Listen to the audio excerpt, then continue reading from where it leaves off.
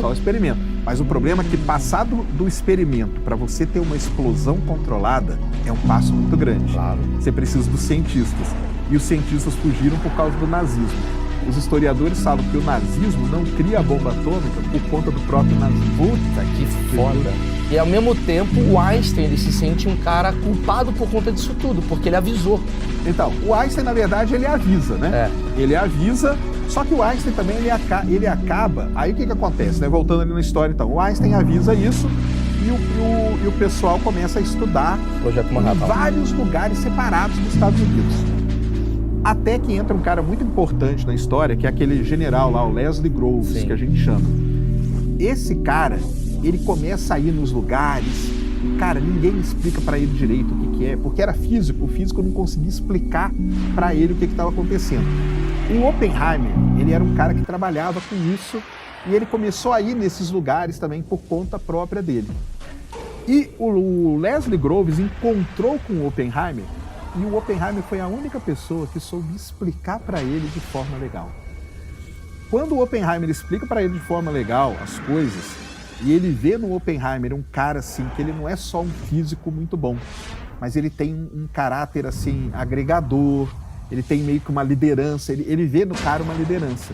E ele fala, cara, você não quer vir trabalhar comigo? Aí o Oppenheimer fala assim, eu quero, mas nós temos que fazer umas mudanças.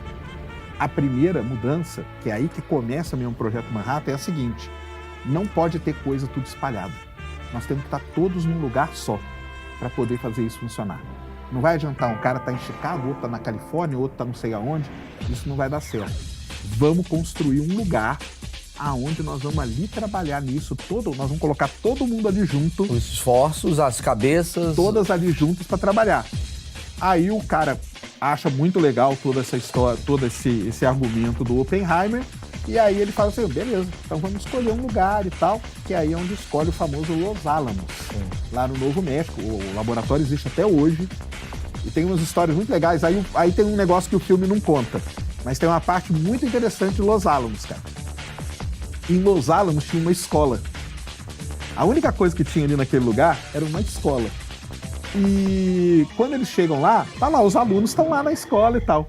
Eles aceleram a formatura dos alunos e mandam todos os alunos embora. Para utilizar. Então ele já começa com uma infraestrutura ali, tanto que eles se reúnem muito lá onde era a diretoria da escola. As primeiras reuniões do Projeto Manhattan são onde era a diretoria dessa escola. Maravilhoso. Eu quero entender agora, tipo, eu como completamente leigo, eu acredito que boa parte do meu público que não entende disso existe a primeira bomba atômica, assim, tipo, ela foi utilizada, ela foi guardada, ela foi teste, como é que foi, assim? A primeira foi aquela lá que foi testada. Foi aquela que foi testada. Isso aí, que a gente chama de Trinity. Ela foi a primeira que foi testada.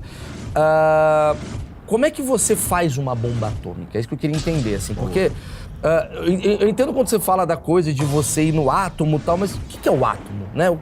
O átomo tá aqui, o átomo tá aqui.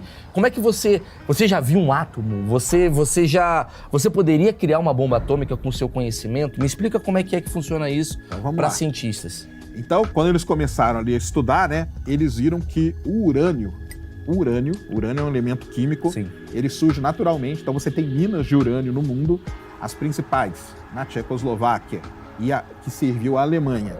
E a que serviu os Estados Unidos era no Congo belga, que era a maior concentração de urânio na África, né? Na África. Isso mesmo, até por causa de um acordo do governo americano com o belga, eles pegaram todo o urânio de lá para poder levar para os Estados Unidos para desenvolver. Para produzir. Então você tem o urânio. E os elementos químicos, eles têm um negócio que a gente chama isótopo, que é um númerozinho que vai ali em cima. Então você tem o urânio que acontece na natureza, ele chama urânio 238. É a massa atômica dele. Ele acontece naturalmente. Você vai lá, pega ele, se você deixar ele aqui em cima, ele começa a emitir essas partículas aí que eu falei, radiação alfa, beta e tal. Foi esse aí que os caras falaram, opa, então a gente consegue quebrar ele. Só que o urânio 238, ele não serve para bomba atômica. Para bomba atômica, a gente precisa pegar o urânio 238, deixar ele perder alguma coisa e ele vira um urânio 235, que é um isótopo, é o mesmo elemento, só que com número atômico diferente. Então você precisava pegar o urânio 238 e produzir esse 235. Aí a gente faz um negócio que é o famoso enriquecimento de urânio. Daí que vem essa palavra que o pessoal fala, eu tenho